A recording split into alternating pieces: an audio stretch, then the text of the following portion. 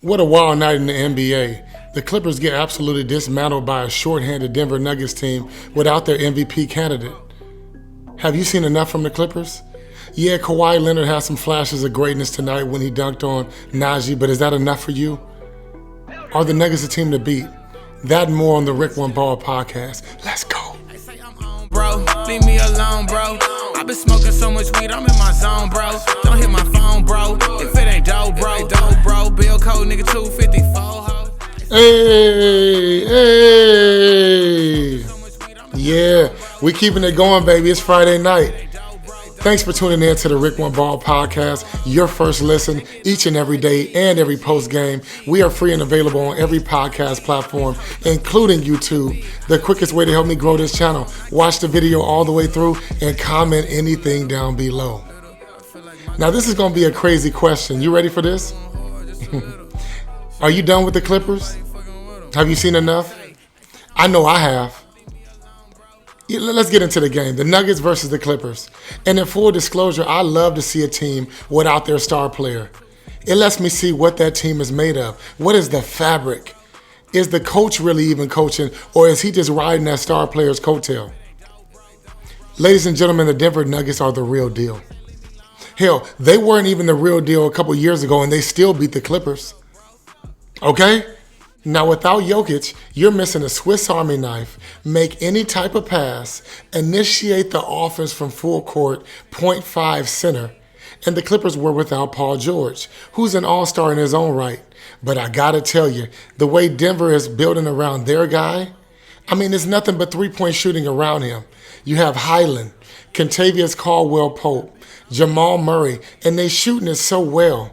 They lead the league in three-point percentage, but they're at the bottom of the league in volume. What does that tell you? Coach Mike Malone has this team on a string.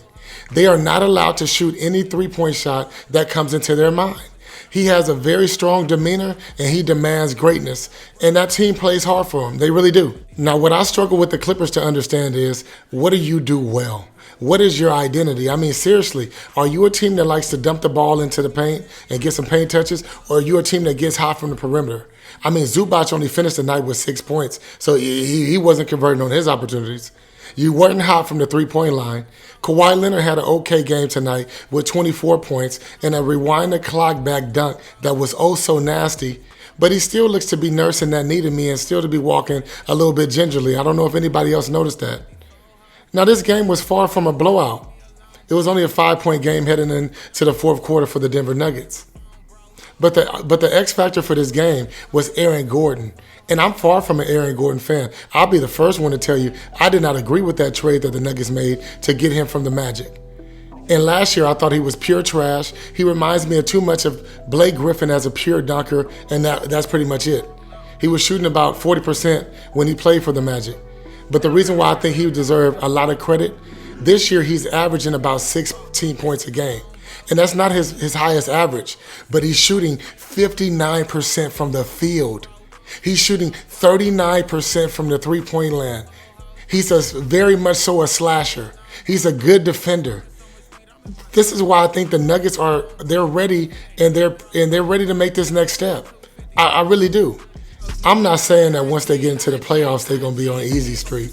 I'm not writing off the Lakers. I'm not writing off the Warriors. And I damn sure ain't writing off the Kings. I'm just saying this is a team that you need to be on the lookout for. I'll be back tomorrow for the 76ers versus Jazz and the Blazers versus the Mavericks. This is the Rick One Ball podcast. Say I'm on, bro. Leave me alone, bro. I've been smoking so much weed, I'm in my zone.